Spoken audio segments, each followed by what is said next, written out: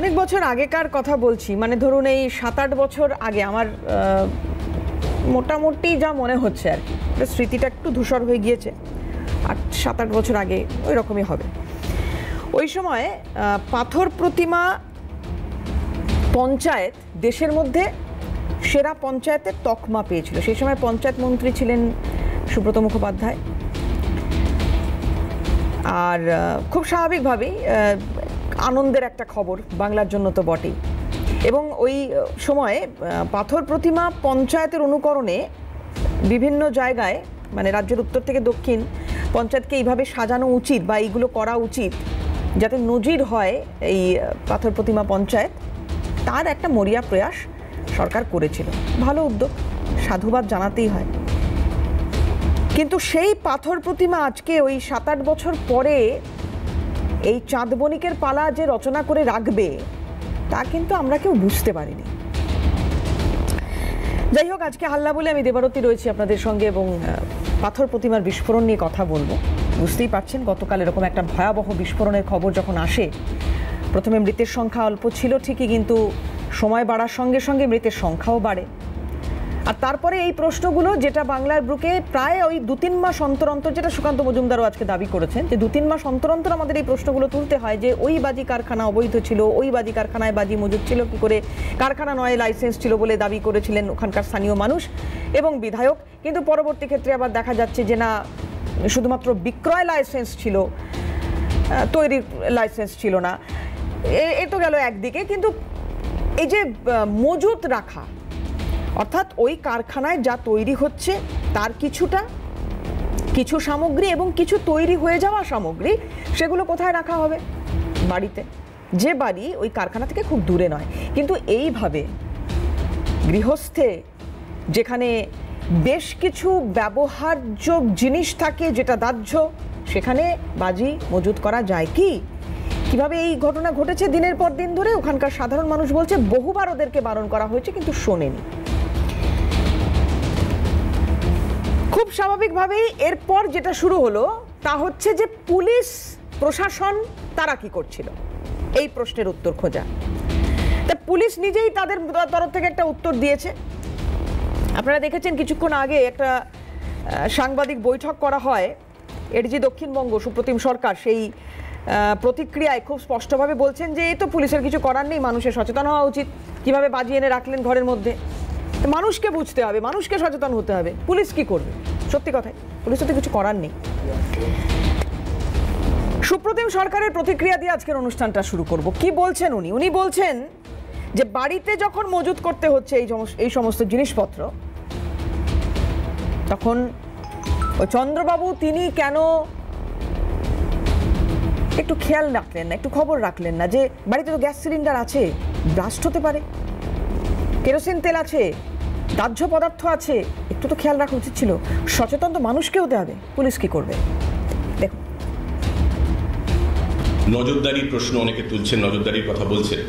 দুর্ঘটনাই, এবং সেই দুর্ঘটনার মাসুল তারাই দিচ্ছেন যারা আজকে ফেরার আছে, তাদের নিজেদের বাড়ির বাচ্চা, বাবা মা, স্ত্রী, তারা মারা গেছেন। একটা বাজি ব্যবসায়, এটা আমাদের মাথায় রাখতে হবে, এর সঙ্গে প্রচুর মানুষ জড়িত থাকেন, একটা জীবিকা নির্বাহের ব্যাপার থাকে। কিন্তু কোথাও গিয়ে একটা সচেতনতার অভাব আমরা লক্ষ্য করছি। কয়েকটি যে ঘটনা ঘটেছে সাম্প্রতিক গতিতে, আমার বাড়িতে বা আপনার বাড়িতে আমি যদি পেট্রোল রাখি, সেখানে যদি দাহ্য পদার্থ কম্বাস্টেবল মেটেরিয়াল রাখি, সেখানেই গ্যাস সিলিন্ডার রাখি, সেখানেই রান্না করি, সেই খবরটা পুলিশের কাছে প্রত্যেকদিন পাওয়া সম্ভব নয়। এটা তো সচেতনতার অভাব, দায়িত্ব জ্ঞানহীনতা।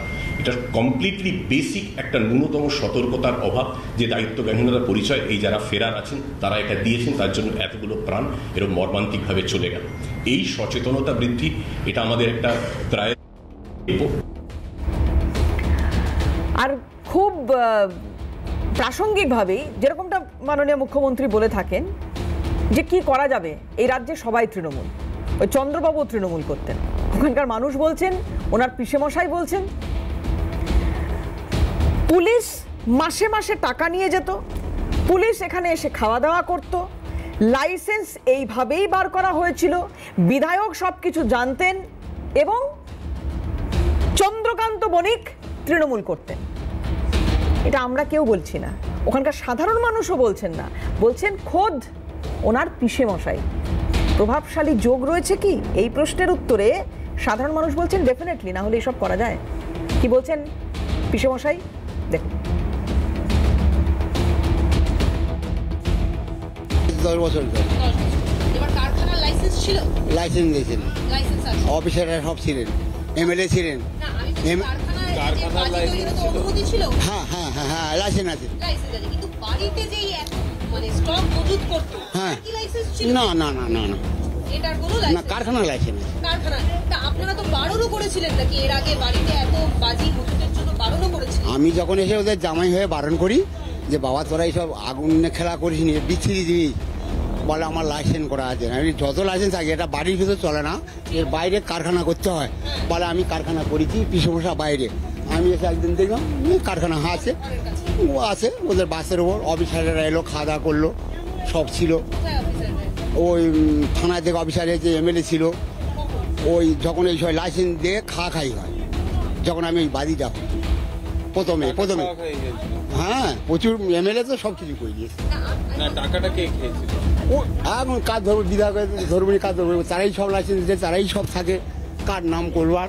টাকা নিয়ে হ্যাঁ প্রতি মাসে টাকা নিয়ে যেত। লাইসেন্স দেওয়ার জন্য টাকা কারখানা আর মাসে ওই লাইসেন্সের টাকা নিয়েছে, আর ওই পুলিশ মাসে মাসে ওদের একটা পুলিশ এসে টাকা নেয় যায়, আমাদের ঢোলা থানা। বলার টাকা পয়সা নিয়ে যায়, ফলে বাড়িতেও যে বাজি ফাজি রেখেছে পুলিশ কোনোদিন দাবি করে না, কোনোদিন কিছু বলে না। এগুলো আপনারা দেখেছেন? এই যে পুলিশ আসে, বিধায়ক আসে, এখানে খাওয়া দাওয়া করে, টাকা আমি একবার আমার নজরে পড়েছি, প্রচণ্ড সম্পর্ক। ভালো তো দল করে, হ্যাঁ ওই তৃণমূল করে, এই চন্দ্রকান্ত তৃণমূল করে। ওরা তৃণমূলই করে। এই যে পিসেমশাই বলছেন লাইসেন্সের কথা, বাবলা রায় আতশবাজি উন্নয়ন সমিতির চেয়ারম্যান, তিনি গিয়েছিলেন, তিনি বলছেন যে ম্যানুফ্যাকচারিং রয়েছে, ম্যানুফ্যাকচারিং যে লাইসেন্স, সেই লাইসেন্স এই কারখানার রয়েছে, কিন্তু ম্যানুফ্যাকচারিং লাইসেন্স এই কারখানার নেই, কিন্তু বিক্রয় লাইসেন্স আছে। তাহলে কিভাবে দিনের পর দিন 10 বছর ধরে নাকি এই কারখানা চলছে? কিভাবে চলছে? বাবলা রায় তিনি কি বলছেন ওই এলাকায় গিয়ে সাধারণ মানুষের সঙ্গে কথা বলে দেখায় আপনাদের। বড় কথা হচ্ছে লাইসেন্সের শেষ সময়টাই আমি সই করি। এদের একটা লাইসেন্স ছিল, সেটা বিক্রয়ের লাইসেন্স। সেই বিক্রয়ের লাইসেন্স দিয়ে এরা এইখানে আতশবাজি বানাচ্ছে। ম্যানুফ্যাকচারিং লাইসেন্স এদের ছিল না। আমি দায়িত্ব নিয়ে বলছি, কিছু অফিসার, কিছু পুলিশ, কিছু বিডিওর সহযোগিতা এই কাজ চলছিল। আমি নিন্দা প্রকাশ করছি। আমি আজকে মমতানন্দ অধ্যায়কে জানাবো সমস্ত ঘটনা, জানানোর পরে এদের জন্য কি ব্যবস্থা করে। পুলিশের নজরদারির অবশ্যই অভাব ছিল। পুলিশ আসে এখানে, চা খায়, মিষ্টি খায়, মাংস খায়, মাছ খায়, খেয়ে ফিরে চলে যায়। আমি দাবি তুলছি অবিলম্বে অপসারণ করতে হবে। কেন তিনি দেখেননি? কেন আমার 8টা মানুষ মারা যাবে? আলোচনায় আসবো আমাদের সঙ্গে যারা প্যানেলে উপস্থিত রয়েছেন, এবার তাদের সঙ্গে আলাপ করায়। স্টুডিওর বাইরে থেকে যারা রয়েছেন প্রথমে তাদের কথা বলি। প্রাক্তন পুলিশ কর্তা অরিন্দম আচার্য আমাদের সঙ্গে রয়েছেন। অরিন্দম বাবুকে প্রথমে স্বাগত জানাবো আমার অনুষ্ঠানে। রয়েছেন বাজি বিশেষজ্ঞ সন্দীপ বোস, সন্দীপ বাবুকেও স্বাগত জানাবো আমার অনুষ্ঠানে। স্টুডিওতে যারা রয়েছেন তাদের সঙ্গে এবার আলাপ করাই।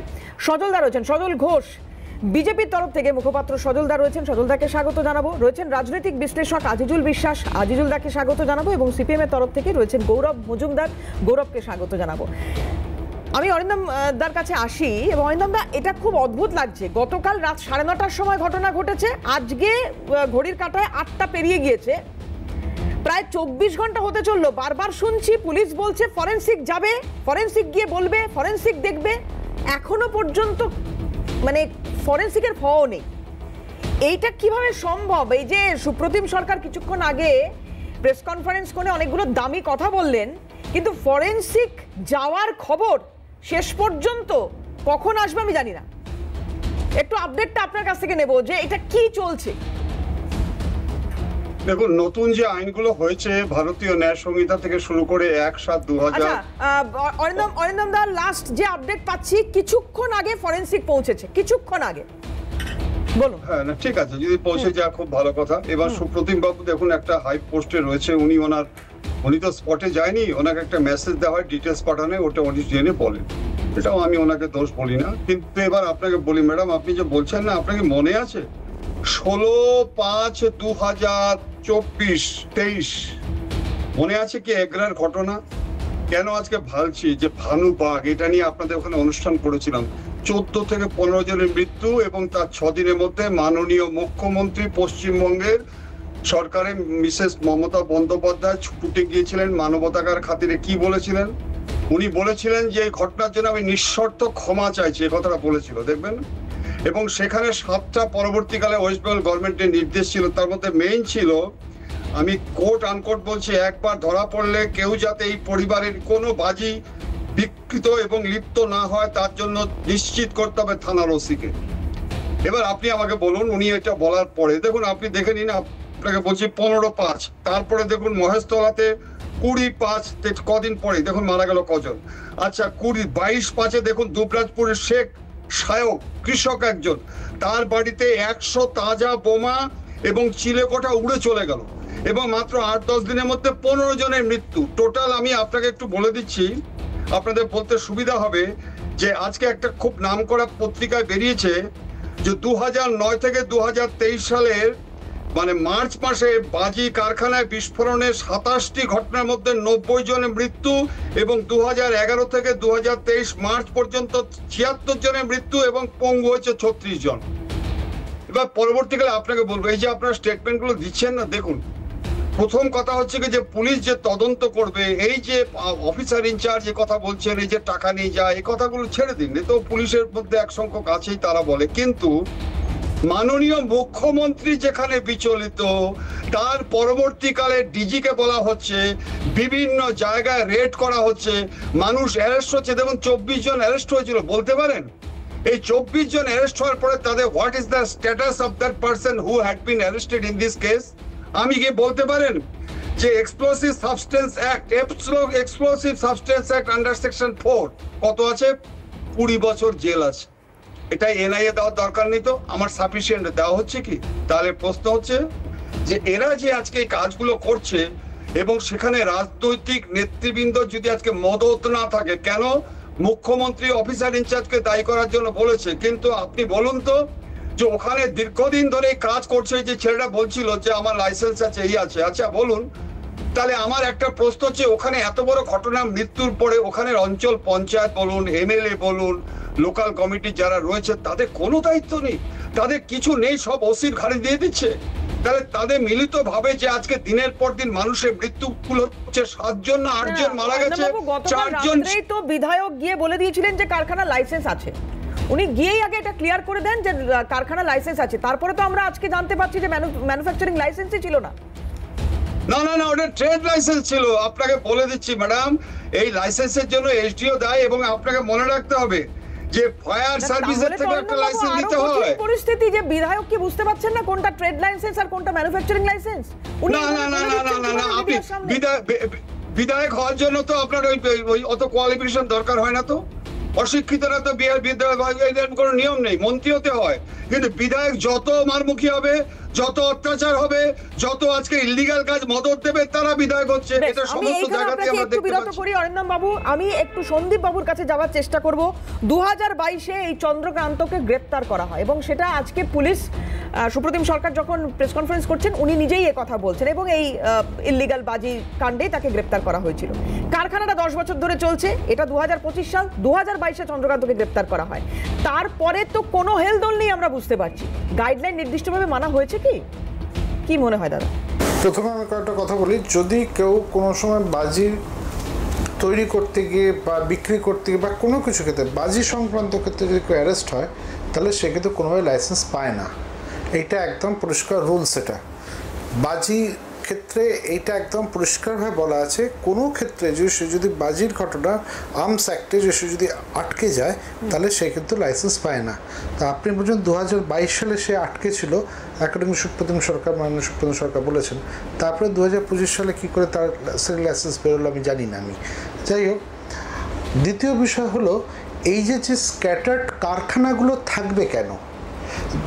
22/5/2023-এ যখন নবান্নে মিটিং হয়েছিল, তখন কিন্তু বারবার একটা প্রশ্ন, এই এগরাতে যখন মুখ্যমন্ত্রী গেছিলেন, তারপরে যখন নবান্নে মিটিং হলো, চিফ সেক্রেটারি আন্ডারে যখন মিটিং হলো, তখন বহু জেলা থেকে সমস্ত বাজির প্রতিনিধিরা এসেছিলেন, আমরাও ছিলাম, এবং সেখানে তখনই উনি একটা কথা পরিষ্কারভাবে বললেন যে ইমিডিয়েটলি প্রত্যেকটা জেলাতে জায়গাকে দেখতে হবে, এবং সেখানে ক্লাস্টার করতে হবে এবং ম্যাগাজিন করতে হবে। আমি কয়েকটা কথা এখানে খুব গুরুত্বপূর্ণ বলি। বাজির ব্যবসায় কিন্তু প্রচুর লোক ইনভলভড। একটা যে কোনো একটা মানে এখানে ফুলঝুরি রং মশলা তৈরি হচ্ছে বলে আমি একবারও কিন্তু দায়িত্ব নিচ্ছি না। ফুলঝুরি রং মশলা এখানে তৈরি হয়নি, এখানে নিশ্চয়ই অন্য কোনো জিনিস তৈরি হচ্ছিল। যাই হোক, আমি যেগুলো নেরির লাইসেন্সের মধ্যে নেরির যেগুলো শংসাপত্র দিয়ে রেখে দিয়েছে তার মধ্যে কতগুলো কথা বলি। ধরুন সেখানে আছে ফুলঝুরি, রং মশাল, চরকি, তুবড়ি। এই যদি আমি চারটে জিনিসকে যদি ধরি তাহলে চারটে জিনিসের মধ্যে প্রত্যেকটা জিনিস তৈরি করতে গেলে অন্ততপক্ষে 7 থেকে 8টা হাত ঘোরে, তা নাহলে একটা জিনিস প্রোডাকশন হয় না। তার মানে সেখানে যদি একটা রং মশলা করতে গেলে 7 জন লোক ইনভলভ প্রত্যক্ষভাবে, পরোক্ষভাবে আরও কিন্তু 10 জন লোক ইনভলভড আছে। তাহলে সব মিলে দেখতে পাচ্ছি প্রায় 16-17 জন লোক একটা প্রোডাক্ট তৈরি করতে গিয়ে নির্ভরশীল রয়েছে। তার মানে এর ক্ষেত্রে কিন্তু কর্মনিয়োগের জায়গাটা বিস্তার রয়েছে এবং এর আর্থিক লেনদেনে এখানে অনেকটা, যখন মানে লোক যখন একে বেশি থাকবে স্বাভাবিকভাবে সেখানে অর্থ আগমনের পত্র স্বাভাবিকভাবে হবে। এতটা দেখা সত্ত্বেও কেন আজ পর্যন্ত বাজি ক্লাস্টার বা ম্যাগাজিন তৈরি হলো না? যদি এনার কাছে যদি বাজির সেলিং লাইসেন্স থেকেও যদি থাকে, আমি ধরেও নিই ওনার কাছে রয়েছে, আর বিধায়ক যে প্রথম কথা বললেন যে ওনার কাছে ম্যানুফ্যাকচার লাইসেন্স ছিল, তাহলে মালটা রাখতেন কোথায়? আজকে সব জায়গাতে, প্রত্যেকটা জায়গাতে একই প্রবলেম আসছে যে কোথায় তারা মাল রাখবে। এই যে আজকের বিস্ফোরণ ঘটলো, কদিন আগের বিস্ফোরণ, কল্যাণ বিস্ফোরণ, আজকের বিস্ফোরণ, এই বিস্ফোরণ পুলিশ হয়তো একটু লাফলাফি করবে, হম্বিতম্বি করবে, তারপরে আবার যথারীতিতেই হবে। এবং এই যে বাজি রাখার বিষয়টা কোথায় হবে, এটা কিন্তু প্রথম থেকে কিন্তু আমরা বারবার মাননীয় মুখ্যমন্ত্রীর নেতৃত্বে যখন চিফ সেক্রেটারির সঙ্গে মিটিং হয়েছিল, প্রত্যেকবারে আমরা কিন্তু একটা কথা বলেছিলাম, সব থেকে ডেঞ্জারাস যে জায়গাটা আছে বাজি স্টোরিং এর জায়গাটা। বাজি স্টোরিং, সুপ্রিম সরকার সেটাও উল্লেখ করেছেন, উনি বলছেন সেফ স্টোরেজ চিহ্নিত করা হবে, বাজি প্রস্তুতকারক সংস্থাগুলোর সঙ্গে বৈঠক করবে। মানে একটা দুর্ঘটনা এইটা তো 2023 সাল থেকে চলছে, মৃত্যু, তারপরে পুলিশ এই কথা বলছে। আমি নিজে দায়িত্ব নিয়ে বলতে পারি যে আমরা বহুবার মেল করেছি যে আপনারা আমাদেরকে একটা ক্লাস্টার দিন, আপনারা আমাদেরকে একটা ম্যাগাজিন দিন, কিন্তু আজ পর্যন্ত কোনো ক্লাস্টার ম্যাগাজিন কোনো শুধুমাত্র চম্পাটিতে তৈরি হচ্ছে এখনো। 2023 সাল থেকে ওটা শুরু হয়েছে কাজ এবং এখনো পর্যন্ত কাজ শেষ হয়নি। একটা মাত্র ডিস্ট্রিক্টে ক্লাস্টার এটা হয়েছে, বাকি যেখানে এখানে আপনাকে একটু বিরত করবো। একটা খুব ফিরে এলাম বিরতির পর, আজিজুলদার কাছে যাব। আজিজুলদা, সিস্টেম যদি সিস্টেমেটিক না হয়, একটা ঘটনা বা দুর্ঘটনা ঘটে যাওয়ার পরে তাদের মনে হয় যে সেফ স্টোরেজ চিহ্নিত করতে হবে, বাজি প্রস্তুতকারক সংস্থার সঙ্গে বৈঠক করতে হবে, ট্রেনিং দিতে হবে। ওই কল্যাণীর ঘটনার পরেও আমরা দেখেছিলাম এই ধরনের কিছু কথা, যে 350 জনকে নাকি ট্রেনিং দেওয়ার কথা সেই সময় শুনেছিলাম। যাই হোক, তো এই যে ঘটনাগুলো ঘটে যাওয়ার পরে এটা মনে পড়ে সিস্টেমের? আসলে কি এইগুলোকে আমি প্রথমেই বলবো, রাজনীতিকরণ না করে একটু নির্বহ দৃষ্টিভঙ্গিতে যদি দেখা সম্ভব হয় তাহলে আমার মনে হয় ভালো হবে। এই আমাদের পাথর প্রতিমায় যে মুহূর্তে এই বোমা বিস্ফোরণের ঘটনাটা ঘটলো এবং নিরীহ মানুষের প্রাণ গেল, ঠিক একই সময়ে যদি রাজনীতি করতে হয় তাহলে আমি আর একটা উদাহরণ তো টানতেই লাগে। গুজরাটে আজকে সকালে হয়েছে, গুজরাটের বানাসকাথায় দিশাতে আমার কাছে এখনো পর্যন্ত যা খবর আছে 18 জন সেখানে নিহত হয়েছে, মারা গেছে। এবং সেখানেও এই লাইসেন্সিংয়ের প্রবলেম, গুদামের লাইসেন্স ছিল কিন্তু সেখানে বাজি তৈরি হতো, সেখানে কিন্তু বিজেপি সরকার। ফলে আমি প্রথমেই বলে নিয়েছি যে এইটাকে কনস্ট্রাকটিভ ওয়েতে, এই যে একের পর এক অবৈধ বাজি কারখানায় বিস্ফোরণ হচ্ছে এবং তার ফলে মানুষ মারা যাচ্ছে, এটা দুর্ভাগ্যজনক। মানে আমাদের রাজ্যের ক্ষেত্রেও, আবার যদি বলি যে অন্যান্য রাজ্যেও হচ্ছে। এই যে গত বছর 2024 সালে ফেব্রুয়ারি মাসে মধ্যপ্রদেশে হরদা জেলাতে 11 জন মারা গেছিল, 149 জন আহত হয়েছিল এবং প্রায় 50খানা মতো বাড়ি পুড়ে গিয়েছিল। এই বাজি কারখানা ধরে উদাহরণ দেবেন আর আমি বাংলা ধরে উদাহরণ দিতে পারবো। হ্যাঁ, আমি বাংলা তো আর ভারতের বাইরে না। আমি বলছি একটা রাজ্যে আমি আগেই বলেছি মাসের অন্তর এই ঘটনাগুলো ঘটছে। না, আমি আগেই বলেছি, আপনি যদি গুজরাট হোক যেখানেই হোক আজিজুলদা, আমরা সবটারই, আমি সেই জন্যই বলেছি রাজনীতিকরণের কোনো দরকার নেই, সবটার জন্যই চিন্তিত। কিন্তু বাংলায় এই ঘটনা এত দ্রুত, মানে কি বলবো, মানে 2 মাস, 3 মাস, 4 মাস কেন? আমি এটা জানতে চাই। এক্স্যাক্টলি একটা কথা এখানে উঠে আসতেই পারে মানুষ নেয় যে এই আমাদের রাজ্যে এই বোমা তৈরির ক্লাস্টার করা সম্ভব হচ্ছে না কেন, এটা একটা প্রশ্ন তো উঠে এসছে এখনো পর্যন্ত। 2023 সালে রাজ্য সরকার উদ্যোগ গ্রহণ করেছিলেন। আমরা জানি যে ভারতবর্ষে 90% বোমা তৈরি, এই যে বাজি তৈরি হয় সেটা হচ্ছে না, আমি বলি বাজি এই নগণ্য বিষয়গুলোকে নিয়ে বিষয় হচ্ছে বাজি তৈরির কারখানা, এবং 90% প্রোডাকশন হয় কোথায়? তামিলনাড়ুর শিবগাছিতে, এবং সেখানে 8 লক্ষ মানুষ কাজ করে এবং ক্লাস্টার তৈরি হয়েছে, সম্ভব হয়েছে সেখানে। কিন্তু অন্যান্য রাজ্যে কেন সম্ভব হচ্ছে না? আবার এমন অনেক রাজ্য রয়েছে সেখানে বাজি ফাটানো এবং বাজি তৈরি ব্যান করে দেওয়া হয়েছে, আমাদের রাজ্যে কেন সম্ভব হচ্ছে না? এই প্রশ্নগুলো আসতেই পারে। প্রশ্ন হচ্ছে যে আমরা সরকারকে অবশ্যই দোষ দেব। আমি আবার যদি আত্মসমালোচনার জায়গায় আসি, আমি যদি দীপাবলির কথা বলি, আমরা যদি ইংরেজি নববর্ষ পালনের রাতের কথা বলি, সরকার থেকে প্রশাসন থেকে তো বলে দেওয়া হয় যে গ্রিন বাজি ছাড়া অন্য কোনো বাজি ফাটাবেন না। কিন্তু আমরা প্রত্যেকটা নাগরিক সরকারে বা প্রশাসনের এই যে নির্দেশ, সেগুলো কি বলুন তো আমরা একদম বুকে হাত দিয়ে বলি যে আমরা কি পালন করি, নাকি আমাদের আবেগের বশে আমরা সেই সমস্ত নিয়ম ভুলে যাই? অর্থাৎ গোড়ায় গলদ থেকে যদি আমরা ভাবনা চিন্তা শুরু করি, প্রত্যেকটা মানুষ যদি ভাবনা চিন্তা শুরু করি, তাহলে কোনো দলকে, কোনো গোষ্ঠীকে, কোনো প্রধানকে, কোনো এমএলএকে, কোনো মন্ত্রীকে বা কোনো প্রশাসনকে দায়ী করার যে পরিসরটা অনেকটাই সংকুচিত হবে। ফলে আমরা যখন এমন একটা সময় বসে আলোচনা করছি, যখন আমরা সাস্টেনেবিলিটি নিয়ে কথা বলি, আমরা যখন এনভায়রনমেন্ট পলিউশন নিয়ে কথা বলি, তখন কিন্তু আমাদের টিকটা, ওই যে অভিযোগের টিকটা আমাদের নিজের দিকেও দিতে হবে। আমরা কি তাহলে প্রতিজ্ঞা করতে পারি যে আমরা দীপাবলির দিনে গ্রিন বাজি ছাড়া অন্য কোনো বাজি ফাটাবো না? আপনি যখন এই কথা বলছেন একদম, তাহলে আমি একটা প্রতিক্রিয়া আপনাকে শোনাবো। আপনি বলছেন না সচেতন হওয়ার কথা, এই যে চন্দ্রকান্ত বাবু, এনাকে অনেকবার বলা হয়েছিল, অনেকবার সচেতন করার চেষ্টা। আমি চন্দ্রকান্ত আলাদাভাবে কোনো ব্যক্তিগত বলছি না, আমি বলছি একটা গোটা এলাকা, এই গোটা গ্রামটার কথা, দক্ষিণ রায়পুর গ্রাম, এখানে এই রকম কারখানার কথা এখানকার মানুষই বলছেন যে কিছু দূরে দূরেই রয়েছে। দুর্গানগর বলে ওখানে একটি এলাকা রয়েছে, সেখানেও এরকম একটি কারখানা রয়েছে। মানুষের সচেতনতা ডেফিনেটলি দরকার, কিন্তু তারপরেও মানুষ সচেতন করার পরেও যদি প্রলোভন পিছু না ছাড়ে, তাহলে মানুষেরও কিছু করার থাকে না। কি বলছেন আমি একটু শোনাবো। একজনের খুব সম্ভবত উনি আত্মীয়ই হন, চন্দ্রকান্ত বাবুর আত্মীয়, কি বলছেন একটু শোনাই আপনাদের, তাহলে আমার মনে হয় এটার উত্তরটাও আজিজুলের কাছ থেকে নিতে আমার সুবিধা হবে। দেখুন, অবশ্যই আমরা জানতাম এবং এর বিরুদ্ধে থানায় ক্লেম করা হয়েছিল। আপনারা মানে এলাকার না, এর বাড়ির পরিবারের একজন মেজো কাকা, নাম প্রদীপ বণিক। আচ্ছা, কি অভিযোগ করেছিল? অভিযোগ করেছিল যে পাশের বাড়ি এরকম যদি বম থাকে তাহলে তো আমাদেরও তো ক্ষতি হতো, ওদের ক্ষতি হবে, আমাদের ক্ষতি হবে, এটা ক্লেম করেছিল। সেই ক্লেমের পরিপ্রেক্ষিতে চন্দ্রকান্ত আমাদের কাছে গিয়ে আমার কাকা আমার বিরুদ্ধে চারণ, কিন্তু আমরাও বলেছিলাম কাকা ভালোর জন্য করেছিল, কিন্তু পুলিশ কোনো গোলা দেয় না।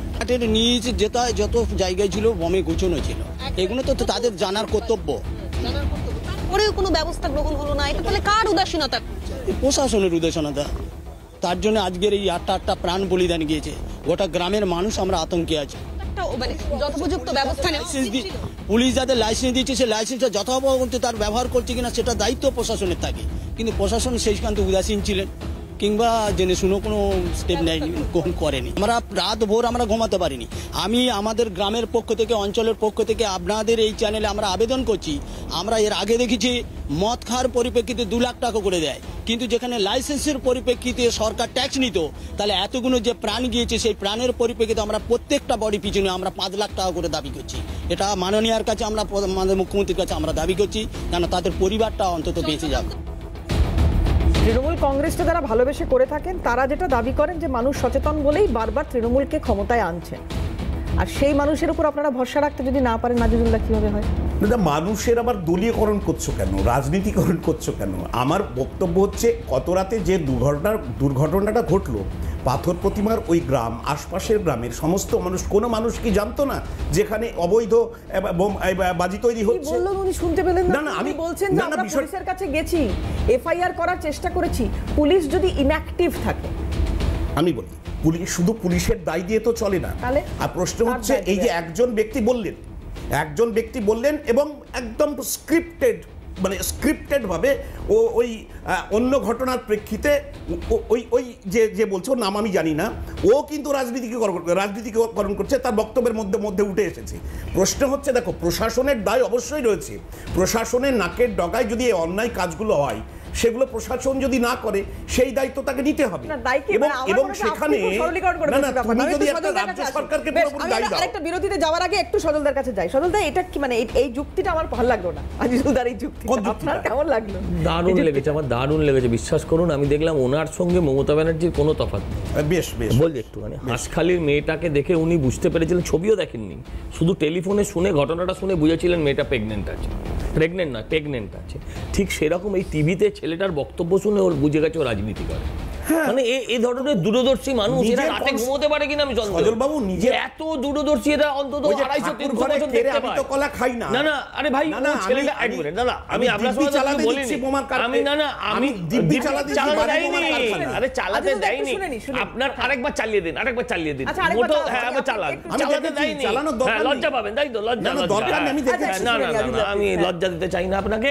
আমি বলবো এখন না, আচ্ছা আমি বলছি শুনুন, আমরা যখন ছোট ছিলাম, আজিজুলদাও তখন ছোট ছিল যখন, তখন আমরা শুনতাম পশ্চিমবঙ্গে বুড়ি মার বোমা, আর এখন এই রাজ্যে চলছে পিসি মার বোমা। হ্যাঁ, গুজরাটের যে ঘটনা ঘটেছে অত্যন্ত নিন্দার। এবং আমি বলবো আপনারা সহ আপনাদের ওখানে একটা মানে রাজ্যসভা সাংসদ আছে, তাকে নামান প্রতিবাদ করতে। প্রতিবাদ হওয়া দরকার, কেন প্রতিবাদ করব না?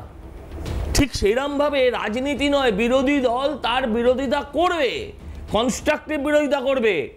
আপনি স্ট্যাটিস্টিক্সটা একটু আগে বলছিলেন, আমাদের কে ছিলেন পুলিশের, অরিন্দম দা বলছিলেন যে গত বছরে অন্তত প্রায় 100 মানুষ মারা গেছে।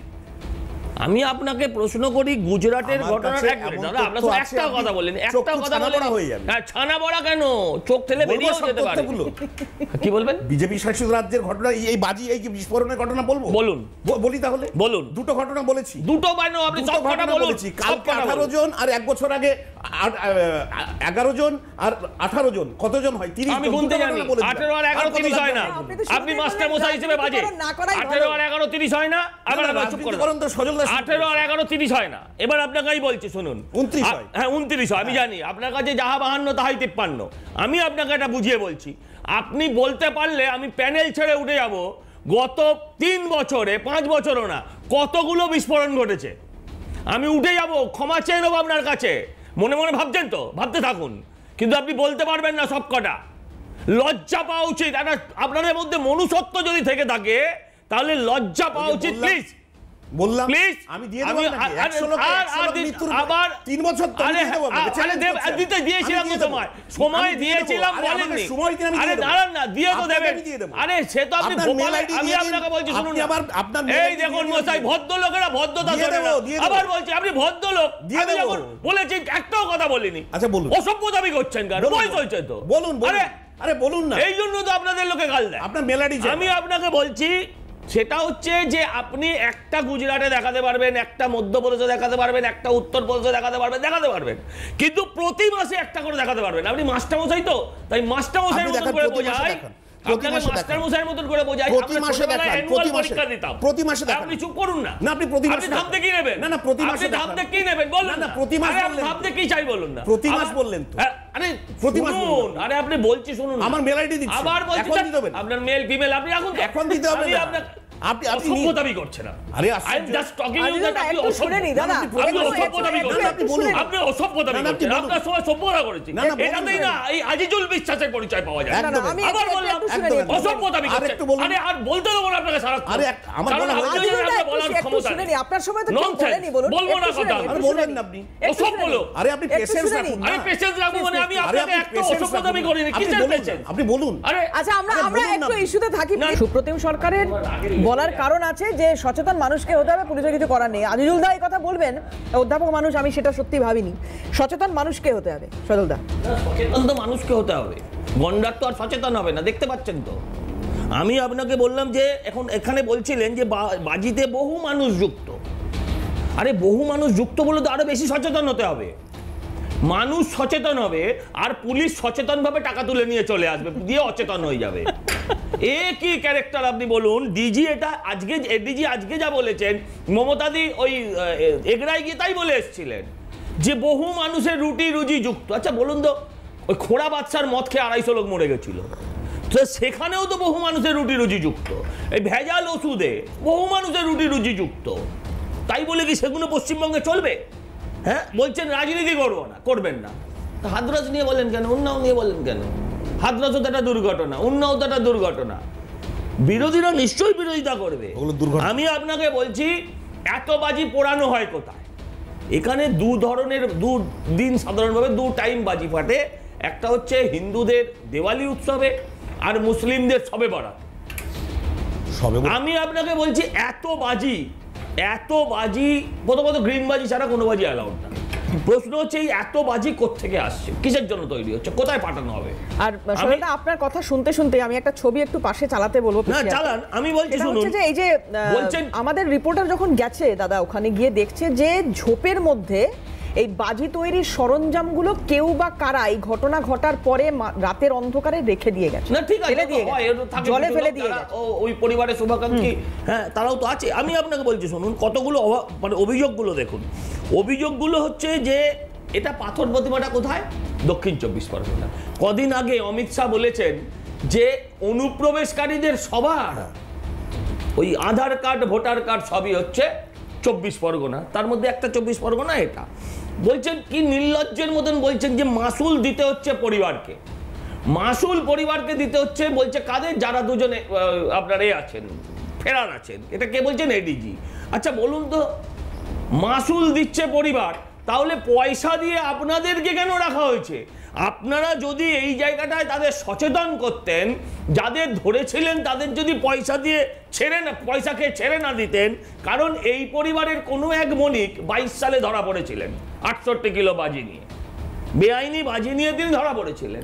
আমার বক্তব্য হচ্ছে সেদিন যদি পুলিশ সচেতন হতো, সেদিন যদি পুলিশ পরিবারের মাসুল মানে তাদেরকে সঠিক সাজা দিত, তাহলে তো আজকে এই পরিবারকে মাসুল দিতে হতো না। বলছে এমএলএ মাছ খায়, এমএলএ মাংস খায়। আমি জানি না আজিজুলদা কি খায়। ওরা খায় চেঁচায়, মানা যায়। পুলিশ খায়, দালালি করে। আজিজুলদারা কি খেয়ে দালালি করে আমি জানি না, কিসের ভিত্তিতে? আজিজুলদা বলে না কি কারণে?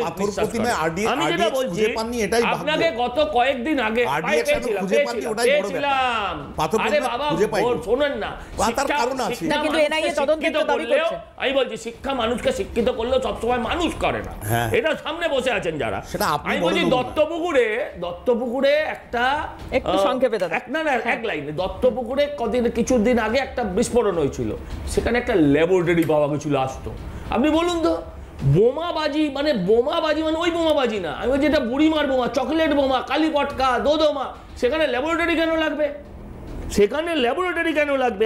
আপনি আমাকে বলুন যে বলছে অর্থনৈতিক যোগ, সামাজিক যোগ, দুর্ঘটনার মাসুল, সমস্ত কিছু তো হলো। কিন্তু এটা যে ঠিক গুজরাটে যে ঘটনাটা ঘটেছে অত্যন্ত দুর্ভাগ্যজনক। কিন্তু গুজরাটে কি আপনি প্রতি 6 মাস অন্তর, যেমন আজিজুল্লাহ মাস্টারমশাই যে কথা বলতে যাচ্ছিলাম, উনি অ্যানুয়াল পরীক্ষা, উনি হাফ ইয়ারলি পরীক্ষা, উনি কোয়ার্টারলি পরীক্ষা, পশ্চিমবঙ্গে সেইভাবে হয় কেন? আপনাকে আমি তো বলতে সুযোগ দিয়েছিলাম যে আপনাকে আমি সময় দিচ্ছি, আপনি বলুন গত 3 বছরে কতগুলো ঘটনা ঘটেছে গুজরাটে দেখাতে পারবেন? আমি আসবো একটু গৌরবের কাছে আসি। 95 জন মারা গেছে, তার মধ্যে একটা বিরাট অংশ আজিজুলদার আত্মীয়। তারপরেও ঠিক লাইনে চলে গেছে। একটু থামাই, এখানে একটু থামাই, আমি আসবো প্লিজ। আজিজুলদা প্লিজ, আমি আসবো আপনার কাছে। একটু গৌরবের কাছে আসি। গৌরব, এনআইএ তদন্ত তো বিজেপি দাবি করছে, কি চাইছো তোমরা? প্রথম কথা হচ্ছে যারা দোষী তাদের অবিলম্বে গ্রেপ্তার করতে হবে এবং যথাযথ যা শাস্তি তা দিতে হবে। কিন্তু প্রশ্নটা হচ্ছে, আমরা দোষীকে তো গ্রেপ্তার করা হয়েছিল, আমি চন্দ্রকান্ত বণিককে তো গ্রেপ্তার করা হয়েছিল, সেই তো কারখানা করেছে, সেই তো তার ভাই তো ফেরা। আপনাদের উইন্ডোতে দেখাচ্ছে এই সাম্প্রতিককালে কতগুলো জায়গার নাম, কল্যাণী, এগরা, দত্তপুকুর, বীরভূম, নদিয়া, উত্তর 24 পরগনা, দক্ষিণ 24 পরগনা। আপনি ছেড়ে দিন, এগুলো তো জেলা। আমি এইখানে বসে আপনাদের একটি প্রোগ্রামে ছিলাম, পাটুলির পার্কে বোমা বিস্ফোরণ হয়েছিল, একটি বাচ্চা আহত হয়েছিল। আপনি যদি রোজ কাগজ খোলেন এখন, আপনি দেখবেন কাগজের কোনো না কোনো পাতায় পশ্চিমবাংলার কোনো না কোনো প্রান্তে অস্ত্র উদ্ধার হচ্ছে। সে শিয়ালদা স্টেশনে বসে এসটিএফ একজনকে দাঁড় করিয়ে, আমি দেখলাম একদিন সকালবেলা যে তাকে দাঁড় করিয়ে ওই এসটিএফ কার্তুজ এইসব গোনাগুনি করছে। আমি জানি না এসটিএফ এরমভাবে ওইখানে প্রকাশ্যে বসে এইসব করতে পারেন কিনা। 1, 2, আজকেই এই যে যখন এই দক্ষিণ 24 পরগনা এই ঘটনা ঘটেছে গতকাল এবং আজকে সারাদিন ধরে চলছে, আজকেই উত্তর দিনাজপুরের ইসলামপুরে নদী থেকে কার্তুজ উঠছে, মাছের বদলে জেলেরা কার্তুজ তুলছে। একদম, সেই ছবিটা আমরা একটু দেখাবো নিশ্চয়ই। এখন প্রশ্নটা হচ্ছে যে এখানে তৃণমূলের পক্ষের যিনি প্রতিনিধি, আমি বলবো না উনি তৃণমূল কিনা, কারণ তৃণমূল তো এই চ্যানেলে আসে না, তৃণমূলের সাজানো প্রতিনিধি, আপনারা চিতপুর থেকে ধরে এনেছেন কিনা বলতে পারবো না, কিন্তু তৃণমূলের সাজানো প্রতিনিধি তিনি মানুষের ওপর দায় চাপিয়ে দিলেন যে যারা বাজি ফাটাচ্ছেন তাদের দোষ, পুলিশ কিছু করবে না। আচ্ছা, মানুষ কি শুধু বাজি ফাটায়? আপনি দেখবেন তৃণমূলের নেতারা পাড়ায় পাড়ায় যে মৎস্য অনুষ্ঠানগুলো করে, আরে নেতারা কি মানুষ নয়? আমি বলছি, আরে ওনাকে চুপ করতে বলুন না, না আপনি একটু চুপ করুন, আরে আপনি চুপ করে বসুন, নোট ডাউন করে আরে আপনি চুপ করে বসুন, আপনার পয়েন্ট বাড়বে না, আপনাকে তৃণমূল টিকিটও দেবে না, আপনি ফালতু এত চাপ নিচ্ছেন কেন মস্তিষ্কে? চুপ করে বসুন না, ওয়েব প্রপার নেতা বানাতে পারে, তাও হবে না, ওখানে দখলদারি হয়ে যাচ্ছে।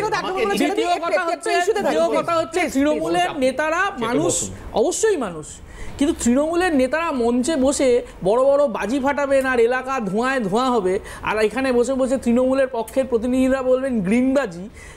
এটা কি ধরনের একটা মানে পরিস্থিতি? রংবাজি। এখন দ্বিতীয় কথা হচ্ছে যে ওই যে কি বাজি অ্যাসোসিয়েশনের যিনি ওই কি প্রেসিডেন্ট নাকি, আপনি তার বক্তব্য দেখালেন, বাবলা রায়, তিনি বলছেন পুলিশ মদ খাচ্ছে, পুলিশ তোলা নিচ্ছে, পুলিশ মাংস খাচ্ছে, পুলিশ এই করছে সেই করছে। আচ্ছা, উনি বলছেন, আবার বলছেন উনি মুখ্যমন্ত্রীকে জানাবেন। আচ্ছা, মুখ্যমন্ত্রী তো পুলিশ মন্ত্রী, রাজ্যে এতগুলো ঘটনা ঘটে গেছে, খুন, ধর্ষণ, লুট, চুরি, তারপরে আবাসের টাকা, ব্যালট খেয়ে নেওয়া, পুলিশের মন্ত্রী, পুলিশ মন্ত্রী তিনি কোথায়? তার বক্তব্য কোথায়? আজকে এডিজি সাউথ বেঙ্গল সুপ্রতিম সরকার, তিনি এফিশিয়েন্ট অফিসার, তিনি যখন ছিলেন কলকাতা পুলিশে এফিশিয়েন্ট অফিসার, কিন্তু একজন এফিশিয়েন্ট অফিসার এই প্রশাসনের এই পেঁচাকলে বসে তাহলে পেঁচাকলের মধ্যে পড়ে তার যে অবনতি হয় আজকে সুপ্রতিম সরকারকে দেখে হচ্ছে যে আমার মনে হচ্ছে তিনি বলছেন যে আমরা এখন ব্যবস্থা নেব। আচ্ছা, এতগুলো ঘটনা তো ঘটে গেল, মুর্শিদাবাদে তো হরভগত এই ঘটনা ঘটছে, বীরভূমে তো হরভগত এই ঘটনা ঘটছে, আমাদের এগরাতে তো এই ঘটনা ঘটছে, এই ঘটনা ঘটছে। আরে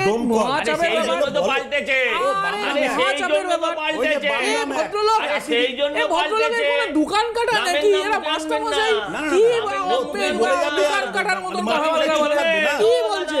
দ্বিতীয় কথা হচ্ছে যে কি করেছো, দ্বিতীয় কথা হচ্ছে ওই জন্যই পরিবর্তন কেন তাহলে? আবার বললাম, রামের নাম মুখে আনতে হবে, ভূতের মুখে রাম নাম মানাবে না, ভূতের মুখে রাম নাম আসবে না, রাম নাম আনবেন না ভূতের মুখে। একটা ব্রেক নিতে হবে, বিরতির পর ফিরে এলাম বিরতির পর। আর বিরতিতেও যে আমাদের এখানে আলোচনাটা চলছে আপনারা বুঝতেই পারছেন। আমি অরিন্দমদার কাছে একটু যাবো। অরিন্দমদা, এনআইএ তদন্ত চাওয়া হচ্ছে বিজেপির তরফ থেকে। বিজেপি থাকলে তো হতেই পারে, এনআইএ তো এভাবে হয় না, হয় হাইকোর্ট দেবে, নয় হচ্ছে রাজ্য সরকার, তার নেতৃত্ব কেন্দ্রীয় সংস্থা, এছাড়া এনআইএ এইভাবে হয়। আমি প্রথম কথা আপনাদের বলছি, আজিজুল বাবুকে অত্যন্ত শ্রদ্ধা জানিয়ে যে উনি একজন অধ্যাপক, ওনার স্টেটমেন্ট বক্তব্যগুলো নিশ্চয়ই ওনার ছাত্রছাত্রীরা শুনছে। এখন নতুন একটা ট্রেন্ড হয়েছে, ওনারা যখন বক্তব্য রাখবে আমরা চুপ করে থাকবো, আমরা যখন বক্তব্য রাখবো তর্কটা যুক্তি দিয়ে বলবো তখন হইচই করে সাধারণ মানুষ যাতে বুঝতে না পারে, সেটা একটা নতুন ট্রেন্ড। আমি আশা করবো যে বক্তব্যগুলো যখন বলবে চেঁচামেচি করবেন। প্রথম কথা হচ্ছে গিয়ে যে আপনারা জানেন যে এই আগে যে বক্তব্য রাখলেন খুব সুন্দর, যে মুখ্যমন্ত্রী ঘটনার সাথে উনি উপস্থিত ছিলেন, এবং এই যে ক্লাস্টার, এই ক্লাস্টারটা আপনারা বোধহয় জানেন যে বকটুই ঘটনা পরে মেয়র সাহেব চিৎকার করে বলেছিল, টিভিতে বলেছিল যে আমরা একটা ক্লাস্টার সিস্টেম স্টার্ট করছি, এভাবে বাজি কারখানা তৈরি করা যাবে না। আজকে আমি আপনাকে বলতে চাচ্ছি যে এতগুলো ঘটনার মধ্যে বিভিন্ন জায়গায় যে আপনারা বলছেন, এগুলো বলুন তো, এগরা থেকে, বজবজ থেকে, মহেশতলা, বীরভূম, দুবরাজপুর থেকে, মালদা থেকে, কল্যাণী থেকে, হুগলি থেকে, আচ্ছা বিভিন্ন জায়গায় যে এগুলো এতগুলো মানুষের মৃত্যু হলো। আজিজুল বাবুকে আমি একটা প্রশ্ন করছি, শ্রদ্ধা জানি, আপনি বলতে পারেন আপনি গুজরাট কথা বলছেন, কোন স্টেটে আজ পর্যন্ত বাজি বা অন্য কোনো মৃত্যুর পরে মানবিকতার খাতিরে আজকে মুখ্যমন্ত্রী ছুটে যায়, ওখানে গিয়ে নিঃস্বার্থ ক্ষমা চায়, ওখানে গিয়ে আজকে পরিবারের পাশে দাঁড়ায়, ওখানে গিয়ে আজকে ডিজি থেকে শুরু করে স্ট্রংলি আজকে ইনস্ট্রাকশন দিয়েছিল। কিন্তু আজকে 6-5-এর পরে, 16-5-এর পরে এখন পর্যন্ত কতগুলো মানুষের মৃত্যু হয়েছে আপনি বলুন? তাহলে আপনারা বলুন যে মুখ্যমন্ত্রীর বক্তব্যের কোনো দাম নেই, আপনারা বলুন ডিজির কোনো বক্তব্যের দাম নেই। আমি দুটো ছোট্ট প্রশ্ন করে ছেড়ে দিচ্ছি। আপনারা দেখবেন যে এই যদি লাইসেন্স নেয় তাহলে খড়ের গাদার মধ্যে থাকে নাকি, তাহলে লুকিয়ে রাখে? এটা we are not the child of yesterday morning. আমি আরেকটা প্রশ্ন করছি, এত যে মৃত্যু হলো, আপনারা জানেন যে এক্সপ্লোসিভ সাবস্টেন্স অ্যাক্ট, আজকে আমাদের স্টেট গভর্নমেন্টের জন্য এনআইএ দরকার নেই ম্যাডাম। আন্ডার সেকশন 4 দেখুন এক্সপ্লোসিভ অ্যাক্টে আজকে 20 বছর জেল। এরা কি করছে? এরা 9B দিয়ে দিচ্ছে যাতে অ্যারেস্ট হওয়ার পরে দ্বিগুণ যে বেগে যাচ্ছে দ্বিগুণ বেগে ছড়ে আসছে। আর এই যে মেয়েগুলো কাজ করছে বকটু এর কাণ্ডের পরবর্তীকালে আমরা যেটা দেখলাম, আমি আপনাদের বলছি এগরার, আচ্ছা মেয়েগুলো কি চিৎকার করে বলছিল যে আমাদের পুরুষরা আজকে কর্ণাটক থেকে বিভিন্ন জায়গায় চাকরি করতে যাচ্ছে, আমাদের সাবস্টিটিউট কিছু নেই, আমরা কোথায় যাব, কোনো চাকরি নেই। অতএব এই যে কথাগুলো আজকে বলছে, এই যে ওখানকার মায়েরা বলছে, মেয়েরা বলছে, লোকেরা বলছে, আজকে এমএলএ থেকে শুরু করে সবাই বলছে, এরা বলবেই, কিন্তু চাকরি কোথায়? আজকে বিভিন্ন জায়গায় অন্যান্য যে অনুষ্ঠানটাগুলো হয়, বক্তব্য রাখে, দিনের পর দিন মানুষের এত মৃত্যু হচ্ছে, এত আইন রয়েছে। আজকে লাস্ট একটা কথা বলছি, আপনি কি জানেন যে এনভায়রনমেন্ট, আজকে এনভায়রনমেন্ট প্রোটেকশন অ্যাক্টে কি রয়েছে? ফায়ার সার্ভিস, তার মধ্যে একদম স্পষ্ট রয়েছে প্রিভেনশন এন্ড হচ্ছে সেফটি। এটা না থাকলে আজকে পারমিশন পায় না, লাইসেন্স। কি বলছেন আপনি? কোথায় লাইসেন্স পেয়েছে? আজকে অফিসার ইনচার্জ যদি বলে থাকে মিথ্যা কথা বলছে, লাইসেন্স তো এভাবে হয় না, আমরা কি লাইসেন্স দেইনি? ওটা অফিসার ইনচার্জ একটা রিপোর্ট দেয় কভারিং অল পয়েন্টস, এবং সেগুলো হচ্ছে দমকল বাহিনী থেকে শুরু করে এনভায়রনমেন্ট থেকে শুরু করে সবার একটা ক্লিয়ারেন্স থাকে, তবে লাইসেন্স পায়। This is not the licence, trade licence. একটু আপনাকে বিরত করতে হচ্ছে যে এই যে বঙ্কিম হাজরা ওখানকার যিনি এমএলএ, তিনি আবার রাজ্য সরকারের সুন্দরবন উন্নয়ন দপ্তরের মন্ত্রী। এই বঙ্কিম হাজরার বিরুদ্ধে সুন্দরবনে বাদ দুর্নীতির অভিযোগ আছে। ওখানকার এমএলএ সমীর জানা উনি বলছেন যে দপ্তরের দায়িত্বে আছি তাই আমি এখানে বিরুদ্ধেই তো অভিযোগ করেছেন বঙ্কিম হাজরা। তৃণমূলের গোষ্ঠীদ্বন্দ্ব কোন জায়গায় গিয়ে পৌঁছেছে যে মানুষ মরছে। সন্দীপ বাবুর কাছে আসবো। সন্দীপ বাবু একজন এখানকার বাসিন্দা, উনি বলছেন মানে 10 কিলোমিটার দূরে ওনার বাড়ি, যেখানে ঘটনা ঘটেছে সেখান থেকে 10 কিলোমিটার দূরে ওনার বাড়ি। উনি বলছেন যে আমি সাংঘাতিক জোরে একটা শব্দ পেয়েছি এবং আমি সেই সময় বুঝতে পারিনি, বাড়ি থেকে বেরিয়ে এসে যখন দেখলাম বা জানতে পারলাম ঘটনাটা, ফোন এলো এবং তারপরে জানতে পারলাম কি হয়েছে, কিন্তু ওই সময় ওই আওয়াজটা আমি 10 কিলোমিটার দূর থেকে পেয়েছি। কি ধরনের বিস্ফোরক থাকলে 10 কিলোমিটার দূর থেকে ওই রকম আওয়াজ পাওয়া যেতে পারে? রাজনীতি না করে আমি আপনাকে বলছি, কোনো রাজনৈতিক দলের সমর্থক বা বিপক্ষ কারোর পক্ষে না থেকে বলছি, এখানে কয়েকটা জিনিসকে আগে বুঝুন যে কেন ক্লাস্টার করা হচ্ছে না বা ম্যাগাজিন কেন করা হচ্ছে না, বা যারা রয়েছেন তারা কেন ক্লাস্টার বা ম্যাগাজিনে আসছেন না, এই জায়গাটা প্রথম দরকার। কারণ ক্লাস্টার যদি হয় তাহলে সেখানে একদম নিয়ম মেপে, সরকারি নজরদারিতে নিয়ম মেপে সেখানে কিন্তু জিনিসগুলো তৈরি হবে। যাবতীয় কিছু বাজি, সে বোমাই বলুন আর আপনার গ্রিন বাজি বলুন, যাই বলুন, তার এর মধ্যে বলে চকলেট বোমা কিন্তু গ্রিন বাজির আওতায় চলে এসছে, এটা আমি ক্যাথার্থে বলে দিচ্ছি। তো যাই হোক, এই যে এই গ্রিন বাজিগুলো তারা সেখানে তৈরি করতে পারবেন, সেই জন্য ক্লাস্টারটা ইজ ভেরি ইম্পর্টেন্ট। এবং দ্বিতীয় কথা হলো ম্যাগাজিন মানে হলো সেখানে কিন্তু সরকারি নজরদারিতে কি মাল ঢোকানো হচ্ছে, কি মাল বের করা হচ্ছে, সমস্ত কিছু নজরদারিতে থাকবে। এই যে বিস্ফোরণ, যে ভয়াবহতা যেটা হয়েছে, যেটুকুখানি আমি টিভিতে দেখলাম বা আপনাদের সাংবাদিকদের মারফত আমি যেটুকুখানি খবর পেলাম, যে ভয়ঙ্কর বিস্ফোরণ ঘটেছে, এই বিস্ফোরণ কোনোদিন নেড়ে রেকমেন্ডেড যে সমস্ত কেমিক্যালগুলো আছে সেই কেমিক্যালে কিন্তু হতে পারে না। এটা একদম স্পষ্টভাবে বলে দিচ্ছি। কারণ গ্রিন বাজির আওতায় যেগুলো রয়েছেন, ধরুন লাইট ক্যাটাগরিতে রয়েছে আপনার রং মশাল আর তুবড়ি বলতে কিন্তু কাগজের তুবড়ি, বারবার বলছি কিন্তু কাগজের তুবড়ি, মাটির তুবড়ি নয়, মাটির তুবড়ি কিন্তু টোটালি ব্যান্ড। তারপরে আছে ধরুন স্পার্কেল ক্যাটাগরিতে আছে ফুলঝুরি, আর তারপরে যেটা দেওয়া হয়েছে ওই সাউন্ড ক্যাটাগরির মধ্যে যেটা পড়েছে চকলেট বোম পড়েছে, কিন্তু চকলেট বোম পুরো কেমিক্যাল কিন্তু চেঞ্জ হয়ে গেছে। আগেকার দিনে সরলবাবু বলছেন পুরনো কিছু কোম্পানির চকলেট বোমের কথা বলছেন, সেই চকলেট বোম কিন্তু সেই ধরনের চকলেট বোম কিন্তু টোটালি ব্যান্ড আজকের দিনে। একদম পুরোপুরি গ্রিন বাজির আওতায় আসতে গেলে তাকে কিন্তু কেমিক্যালগুলো চেঞ্জ করতে হবে। সেই কেমিক্যালকে এখানে ব্যবহার করা হয়েছিল। আমি বলছি যারা এগুলো বানাচ্ছে তাদের চেঞ্জ হয়েছে আগে সেটা বলতে হবে। শুধুমাত্র পলিউশনটা কমানোর জন্য 35% পলিউশন কমেছে যখন একদিকে সেরকমই সাইমultaneously হলো, সেখানে কোনো ক্ষতি হবে না, কোনো মানে ঠিকই। আমি একদম শেষ করব, অনুষ্ঠান খুব বেশি সময় নেই। সজলদা, আপনার কি মনে হয় যে সঠিক প্রশিক্ষণ দিয়েই যারা বানাচ্ছেন, বাজি শ্রমিক যারা, তাদেরকে সঠিক প্রশিক্ষণ, সঠিক পরিমাণে অর্থ এগুলো দেওয়া হয়? এই কথাটাকে অস্বীকার করা যাবে না যে যারা এগুলো করছেন, আপনারা এর আগেও আমরা ওই এগরার ক্ষেত্রে দেখেছিলাম, বাড়ির মহিলারা কাঁদতে কাঁদতে বলছেন আমাদের পেটে ভাত নেই, আমরা কি করব, যে এই বাজিগুলো না পুড়লে বহু বাড়িতে উনুন জ্বলবে না।